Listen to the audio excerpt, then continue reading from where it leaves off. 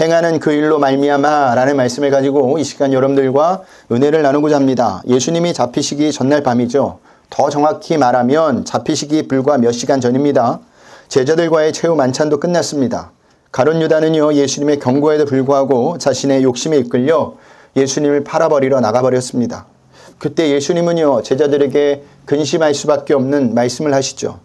자, 그 말씀은 제자 중 하나가 당신을 팔 것이고 베드로도 당신을 부인할 것이며 당신이 가는 곳에 제자들이 올 수 없다는 말씀이었습니다. 자, 그러면서 누구를 믿으라고 명령하십니까? 하나님을 믿고 또 나를 믿으라고 하시죠. 자, 예수님의 이 말씀이 무슨 의미라고 했습니까? 너희가 하나님을 믿는다면 마음에 근심하지 말라는 말입니다. 너희가 정말 하나님을 믿는다면 메시아인 나를 믿고 내가 하는 일을 믿으라는 말입니다. 바꿔 말하면 너희 앞에 어떤 상황이 벌어진다 할지라도 나를 믿으라는 거예요. 좀 더 구체적으로 말하면요, 너희 예상과는 달리 내가 무력하게 로마 군인들에게 잡혀가는 일이 벌어진다 할지라도 나를 믿으라는 거예요. 많은 사람들로부터 내가 수모와 조롱을 당한다 할지라도 누구를 믿으라는 거예요? 나를 믿으라는 겁니다. 내가 십자가 위에서 죽는 것을 보더라도 내가 하는 일을 믿으라는 말입니다. 왜 믿으라는 것이죠? 당신이 당하시는 모든 것은요, 너희의 죄값을 대신 치르기 위함이요, 너희를 하나님의 집 영원한 천국으로 인도하기 위함이기 때문이라는 겁니다. 결국요, 죄로 인해 죽을 수밖에 없는 인간을 구원하시기 위해서 지금 예수님은 이 길을 가고 있다는 겁니다. 그러니 누구를 믿으라고요? 나를 믿으라는 겁니다. 예수님을 믿으라는 거예요. 그리고 예수님은요, 제자들을 위하여 처소를 예배하러 가신다고 하셨죠. 여기서 처소란 어떤 것을 말했죠? 영원하신 하나님 아버지의 집, 하나님의 나라, 천국을 의미한다고 말씀드렸습니다. 그러자 도마가 예수님이 하신 말씀에 이해할 수 없었는지 예수님이 어디로 가는지 알지 못하는데 우리가 그 길을 어떻게 알겠습니까? 라고 반문을 했다고 했죠.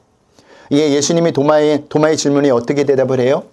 우리가 다 외우는 말씀이죠. 내가 곧 길이요 진리요 생명이니 나로 말미암지 않고는 아버지께로 올 자가 없느니라 라고 답해 주십니다. 예수님은 이 말씀을 통해서 인간이 가야 할 최종 목적지가 하나님의 나라 천국임을 다시 한번 밝혀주셨어요. 그런데 하나님의 나라는 어떻게 합니까? 나를 말미암지 않고는이죠. 무슨 말입니까? 오직 예수님만이라는 겁니다. 여러분, 하나님 나라에 갈 수 있는 방법은요, 오직 예수님을 통해서만 갈 수 있습니다. 다른 길은 없어요. 그리고 또 예수님은 무슨 말씀하시죠? 오늘 본문은 아니지만 우리 7절을 볼까요? 7절입니다.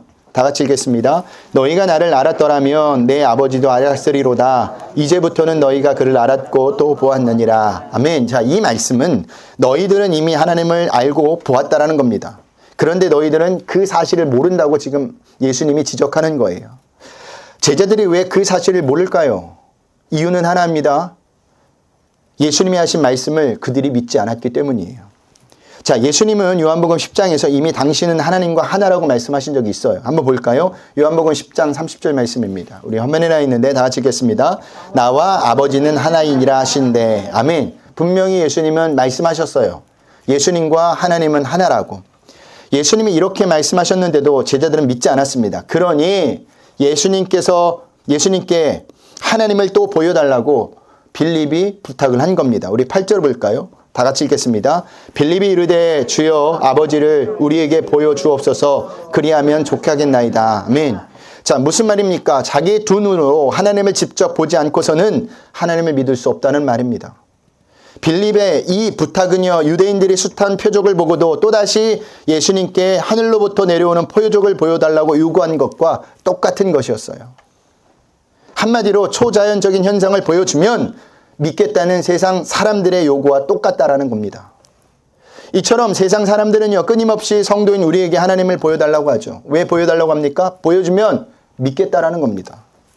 눈으로 볼 수 있는 어떤 신비적 현상, 물질적인 축복 등을 보여준다면 자신들도 너희들이 믿는 하나님을 믿겠다고 이야기하죠. 그래서 성도인 우리가 어떻게 했습니까?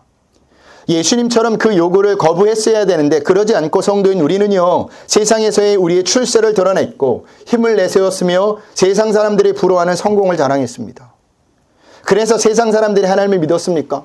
믿지 않았어요. 교회는 날로 날로 커져갔고 또한 교회의 세력도 많이 넓어져 갔습니다. 사람들의 보기에도 교회는 어마어마해 보이게 됐어요. 저 큰 교회를 보면서 교회가 굉장히 크네. 수많은 사람이 다니네. 그런데 그 일로 인해서 예수 믿는 사람들이 더 많아졌습니까? 그렇지 않았다라는 거예요. 오히려 그러는 동안 성도인 우리는요, 하나님의 영광을 드러내기는커녕 하나님을 우상과 하나도 다르지 않는 존재로 만들어버렸다라는 겁니다. 잘못된 길로 가버렸다라는 거예요. 그렇다면 세상 사람들이 하나님을 보여달라고 요구했을 때 성도인 우리는 무엇을 보여줘야 할까요? 십자가에서 죽으신 예수님을 보여주셔야 합니다. 세상 가치관이 아닌 성경적 가치관을 보여주셔야 돼요. 예수님이 걸어가신 낮아지고 섬기고 져주고 죽어지는 삶을 보여주셔야 합니다. 그때 세상 사람들은요, 성도인 우리에게 이렇게 말할 겁니다. 당신의 모습 속에서 예수님을 봅니다. 혹시 이런 말을 누군가에게 들어본 적이 있습니까? 우리 집사님의 모습을 보면 예수님이 보여. 우리 권사님의 모습을 보면 예수님이 보여. 우리 성도님의 모습을 보면 예수님이 보여. 우리는 이런 말을 들으셔야 돼요. 이런 말을 듣지 않았다는 것은 아직까지 우리가 추구하는 것이 세상 사람들과 하나도 다르지 않다라는 겁니다. 여러분들에게 부탁드립니다. 세상 사람들이 성도인 우리에게 하나님을 보여달라고 요구할 때 십자가에서 죽으신 예수님의 삶을 보여주시길 바라요. 성도인 우리가 세상에 보여줄 것은 그것밖에 없습니다. 세상의 성공, 우리보다 더 성공한 사람이 많아요. 우리의 잘남, 우리보다 잘난 사람이 훨씬 더 많다니까요. 생겨봤자 얼만큼 잘생겼겠습니까? 믿지 않은 사람들을 보면요, 조각 같은 사람들이 너무 많아요. 그런데도 우리는 자꾸만 그런 것들을 자랑하는데 잘못 가고 있는 겁니다. 자, 빌립의 부탁을 들은 예수님이 이렇게 말합니다. 우리 9절에서부터 10절을 보겠습니다. 다 같이 읽겠습니다. 예수께서 이르시되 빌립아, 내가 이렇게 오래 너희와 함께 있으되 내가 나를 알지 못하느냐? 나를 본 자는 아버지를 보았거늘 어찌하여 아버지를 보이라 하느냐? 내가 아버지 안에 거하고 아버지는 내 안에 계신 것을 내가 믿지 않느냐? 내가 너희에게 이르는 말을 스스로 하는 것이 아니라 아버지께서 내 안에 계셔서 그 일을 하시는 것이라. 아멘. 예수님은 다시 한번 제자들에게 나는 아버지 안에 있고 아버지는 내 안에 계신다고 말씀하시면서 하나님과 당신을 동일시하고 계십니다. 그리고 나를 본 자는 하나님을 이미 보았다고 말씀하시죠. 그러나 빌립이 예수님의 답변에 만족할 수가 없었던 모양인 것 같습니다. 그러지 않고서는요, 예수님이 11절에서 이런 말씀을 하실 리가 없었어요. 우리 11절을 볼까요? 다 같이 읽겠습니다. 내가 아버지 안에 거하고 아버지께서 내 안에 계심을 믿으라. 그렇지 못하겠거든 행하는 그 일로 말미암아 나를 믿으라. 아멘. 자, 예수님의 말씀은 이런 말씀입니다. 만약 자신의 말을 믿을 수 없다면 당신 행하신 일들, 곧 예수님의 행동을 보고 믿으라는 거예요. 무슨 말이냐면 그가 어떤 사람인지를 증명해주는 가장 좋은 증거는 스스로 말하는 말보다 그 사람의 행동, 그 사람이 행하는 일에 있다라는 겁니다. 자, 예수님은 마태복음에서도 이와 비슷한 말씀을 하셨습니다. 마태복음 7장 16절에서 18절을 볼까요? 마태복음 7장 16절에서 18절 말씀입니다. 우리 다 같이 읽겠습니다. 그들의 열매로 그들을 알지니 가시나무에서 포도를 또는 엉겅퀴에서 무화과를 따겠느냐? 이와 같이 좋은 나무마다 아름다운 열매를 맺고 못된 나무가 나쁜 열매를 맺나니 좋은 나무가 나쁜 열매를 맺을 수 없고 못된 나무가 아름다운 열매를 맺을 수 없느니라. 아멘. 열매를 보고서 그 나무의 종류를 알 수 있듯이 사람의 행동과 그가 행하는 일로서 그 사람의 됨됨이를 판단할 수 있다는 말입니다. 좋은 나무가 나쁜 열매를 맺을 수 없고 못된 나무가 아름다운 열매를 맺을 수 없는 것처럼 선한 자가 악한 행동을 할 수 없고 악한 자가 선한 일을 할 수 없다는 말이에요. 그래서 예수님은요, 당신의 말을 믿을 수 없다면 예수님 당신이 행하시는 일들을 보고 하나님이 예수님 안에 있다는 것을 믿으라고 말씀하신 겁니다. 자, 이것은 우리도 마찬가지예요. 백날 우리가 성도라고 그리스도인이라고 해도 우리의 행동이 세상 사람들과 조금 더 다르지 않는다면 무늬만 말만 그리스도인입니다. 그 의미는 아무도 인정해주지 않는다라는 거예요. 지금 여러분들에게 제가 행함을 강조하는 것이 아닙니다. 진짜 성도라면, 진짜 그리스도인이라면 하나님의 자녀로서 선한 행동, 선한 모습이 당연히 나와야 한다는 말이에요. 그것이 좋은 나무가 나쁜 열매를 맺을 수 없고 못된 나무가 아름다운 열매를 맺을 수 없다는 말씀입니다. 더 쉬운 예를 들어볼까요? 부부가 있습니다. 남편은 아내를 볼 때마다 내가 당신을 사랑합니다 라는 고백을 해요. 1년 때도 10년이 때도 30년이 지나도 늘 남편은 아내를 보고 내가 당신을 사랑합니다 라는 말을 합니다. 하지만 30년 동안 아내는 남편에게 선물을 한 번도 받은 적이 없어요.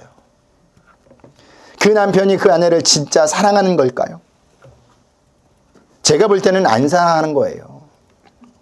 사랑하면 행동도 따라오게 되어 있어요. 사랑하면 자꾸만 아내가 필요한 것을 좋아하는 것을 선물해 줍니다. 하지 말라고 해도 해요. 그게 진짜 사랑하는 겁니다. 필요한 것을 좋아하는 것을 해줘서 진짜 사랑하는 것이 아니라 사랑하면 당연히 아내가 필요한 것과 좋아하는 것을 선물해 줄 수밖에 없다라는 말이에요.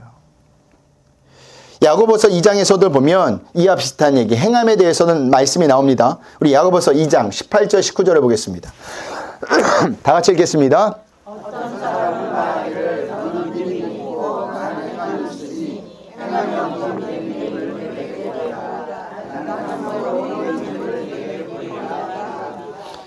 내가 하나님은 한 분이신 줄 믿느냐? 잘하는도다. 귀신들도 믿고 떠드니라. 아멘. 이 말씀은 행함으로 믿음을 증명해 보이라는 겁니다. 그러면 나도 행함으로 증명해 보이겠다는 것이죠. 그러니까 야고보의 주장은요, 믿음과 행함은 나눌 수 있다 없다? 없다라는 말입니다. 그러면서 야고보는요, 행함이 없지만 믿음이 있다고 하는 자들에게 일침을 가하는데, 그 일침은 하나님을 한 분인 줄 알고 믿는 것은 잘하는 것이지만 귀신들도 그렇게 한다라는 거예요. 귀신들이 가진 하나님의 존재에 대한 믿음과 하나도 다를 바가 없다라는 것을 지금 말하고 있는 겁니다. 얼마나 기분 나쁜 말입니까? 누가 우리에게 당신의 믿음은 귀신들의 믿음과 똑같습니다 라고 말을 하면 어떨 것 같아요? 기분 좋으실 것 같아요? 기분 나쁘죠. 아주 나쁠 겁니다. 각자 반응은 다르겠지만 대부분 아마 성질을 내며 싸울 거예요. 최 지사님 같은 거는 멱살을 잡을지도 몰라요.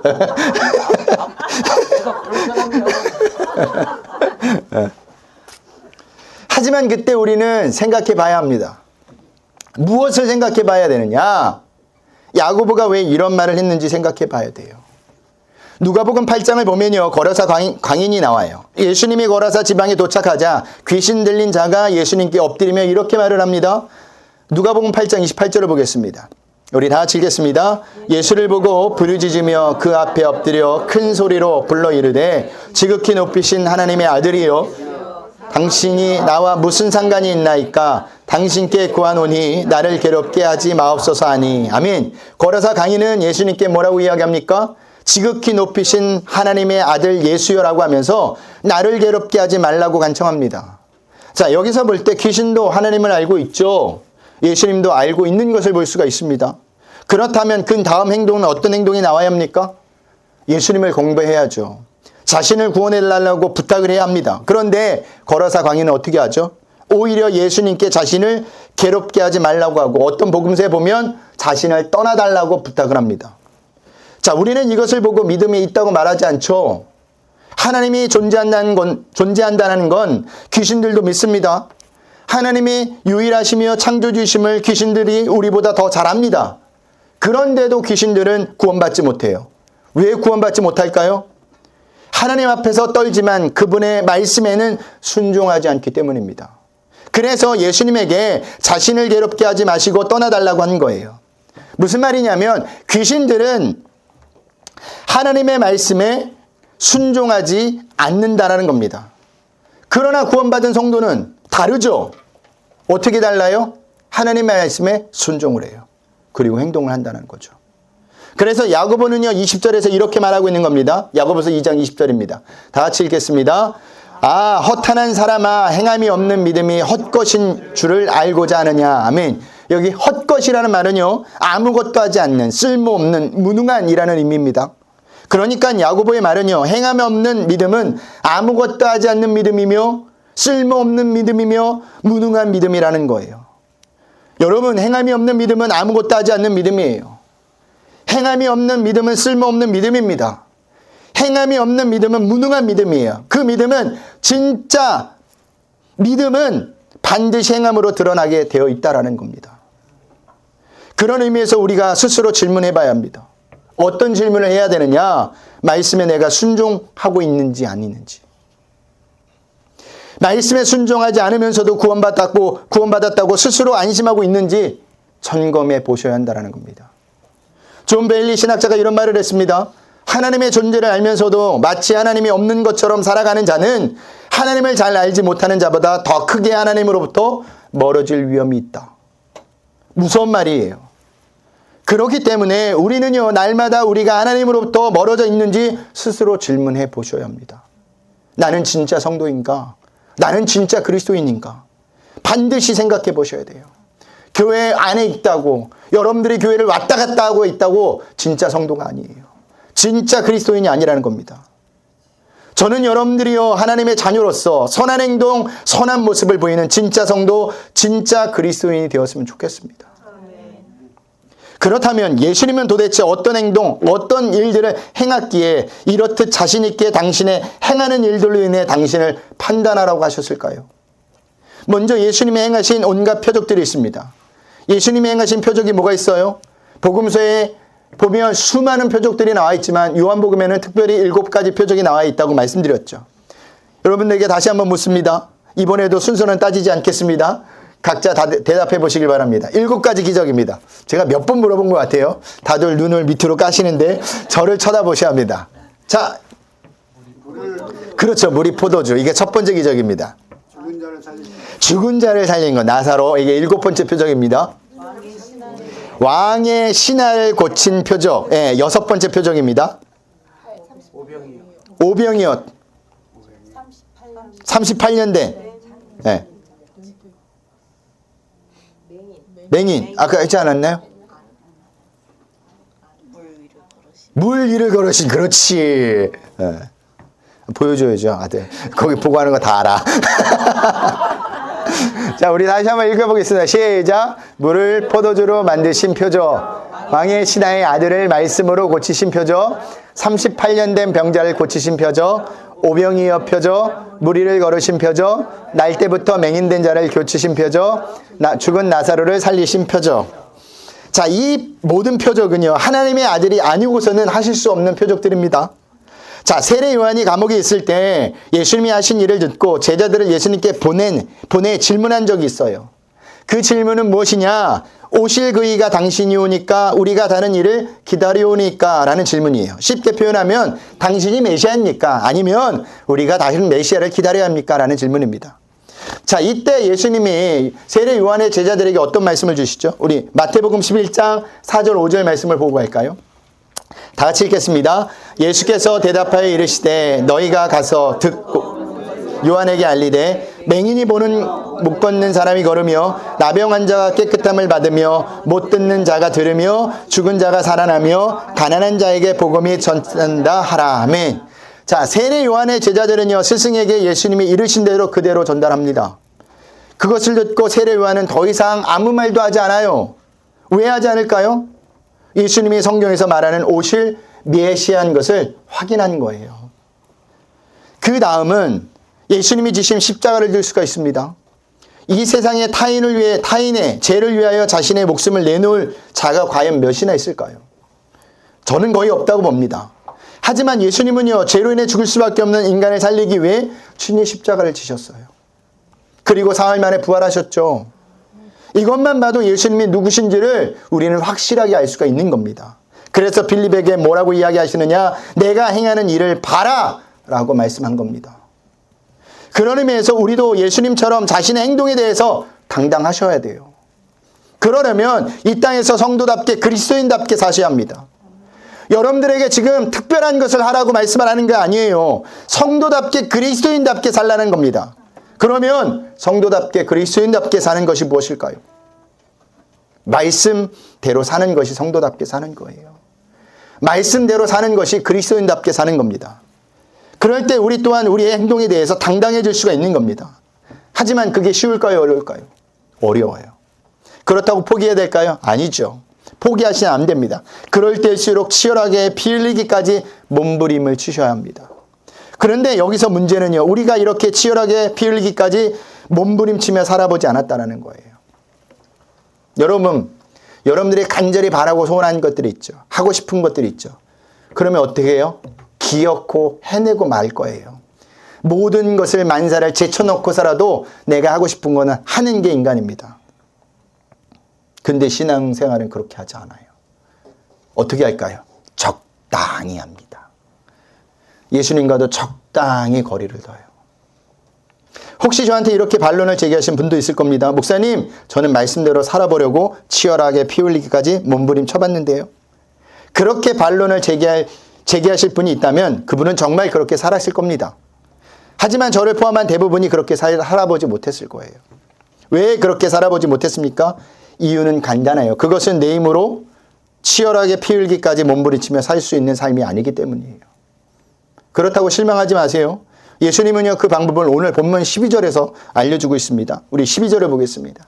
우리 다 같이 읽겠습니다. 내가 진실로 진실로 너에게 이르노니 나를 믿는 자는 내가 하는 일도 그도 할 것이요 또한 그보다 큰 일도 하리니 이는 내가 아버지께로 감이라. 아멘. 자, 그 방법은 나를 믿는 자는 내가 하는 일을 그도 할 것이요입니다.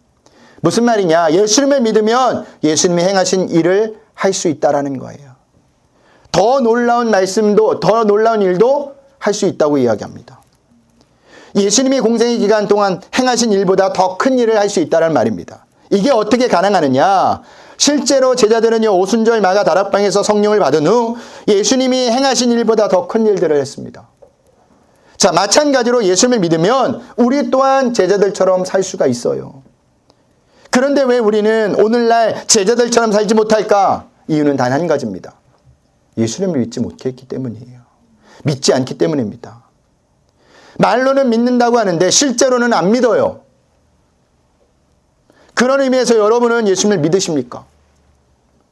믿으신다면 제자들처럼 살 수 있어요. 우리 13절, 14절을 보겠습니다. 다 같이 읽겠습니다. 너희가 내 이름으로 무엇을 구하든지 내가 행하리니 이는 내 아버지 영광을 받으시게 하려 함이라. 내 이름으로 무엇이든지 내게 구하면 내가 행하리라. 아멘. 제자들은요, 예수님을 진짜 믿고 나서 예수님의 이름으로 구했습니다. 그랬더니 어떤 일이 벌어졌습니까? 사도행전에 보니까 베드로와 요한이 나면서부터 걷지 못했던 자를 걷게 하였습니다. 빌립이 수많은 병자를 고쳤습니다. 바울이 죽은 자를 살렸습니다. 어떻게 한 것이냐? 예수님의 이름으로 한 거예요. 예수님의 믿음으로 한 겁니다. 그런데 보세요. 제자들이 예수님의 이름으로 구한 것들이 뭐죠? 자기 유익이 아니에요. 자기 영광이 아닙니다. 모두 다 하나님의 영광이라는 겁니다. 우리는 여기서 예수님의 이름으로 구한다는 것이 무엇인지 보게 됩니다. 그것이 무엇이에요? 내 소원과 바람을 구하는 것이 아니라 하나님의 영광, 하나님의 뜻을 구하는 거예요. 그럴 때 기도는 100% 응답을 받습니다. 14절을 다시 한번 볼까요? 다 같이 읽겠습니다. 내 이름으로 무엇이든지 내게 구하면 내가 행하리니. 아멘. 우리가 이 구절을 보면서 우리는 어디에 집중할까요? 네, 어디에 집중해요? 어떤 단어에 집중해요? 무엇이든지. 네. 우리의 인간의 초점은 어디에 있습니까? 내 기준에서 무엇이든지예요. 근데 성경의 강조점은 어디 있느냐? 내 이름으로입니다. 내 이름으로예요. 예수님의 이름으로 구할 때 반드시 하나님께서는요, 행하신다라는 겁니다. 그렇다면 우리도 구하는 것이 예수님의 이름에 걸맞는 것을 구해야 하지 않겠습니까? 그래야 하나님이 들어주실 거 아닙니까? 그러면 예수님의 이름에 걸맞는 것이 무엇입니까? 그것은 하나밖에 없어요. 하나님의 영광이라는 겁니다. 하나님의 뜻이 이 땅에 이루어지는 것, 즉 하나님을 사랑하고 내 이웃을 내 자신과 같이 사랑하는 것을 위해서 기도할 때 그 기도가 이루어지는 거예요. 이것이 우리에게 하나님의 영광이고 우리의 향하신 하나님의 뜻이에요. 그렇다고 우리의 소원과 바람을 기도하지 말라는 게 아니에요. 기도하셔야 합니다. 그것도 또한. 기도하다 보면 하나님께서 우리가 무엇을 구해야 될지 또는 어떤 것을 이루어야 될지 알려준다니까요. 근데 기도하지 않으면 그것조차도 몰라요. 그래서 여러분들에게 늘 제가 강조하는 게 두 가지잖아요. 뭘 강조합니까? 말씀과 기도입니다. 말씀을 토대로 기도를 하시라는 거예요. 하나님의 영광을 위해서 기도하시라는 겁니다. 그러면 하나님이 응답해 주신다는 겁니다. 말씀을 마치겠습니다. 제가 오늘 세 가지를 말씀드렸죠. 첫 번째는 성도인 우리가 세상에 보여줄 것은 어떤 삶이에요? 예수님의 삶밖에 없다라는 겁니다. 세상에서 성공한 것, 잘 나가는 것 보여주는 게 아닙니다. 예수님의 삶이 뭐예요? 낮아지고 섬기고 져주고 죽어지는 삶이에요. 두 번째는 진짜 성도라면, 진짜 그리스도인이라면 하나님의 자녀로서 선한 행동, 선한 모습이 당연히 나와야 한다는 겁니다.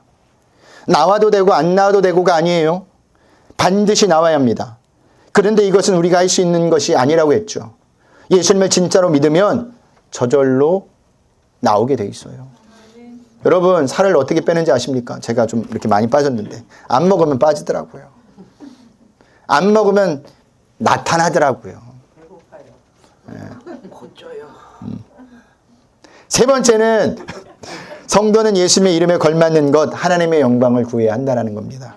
그러면 하나님이 반드시 응답해 줘요. 하나님의 영광이 뭐예요? 하나님을 사랑하는 것, 내 이웃을 내 몸과 같이 사랑하는 겁니다.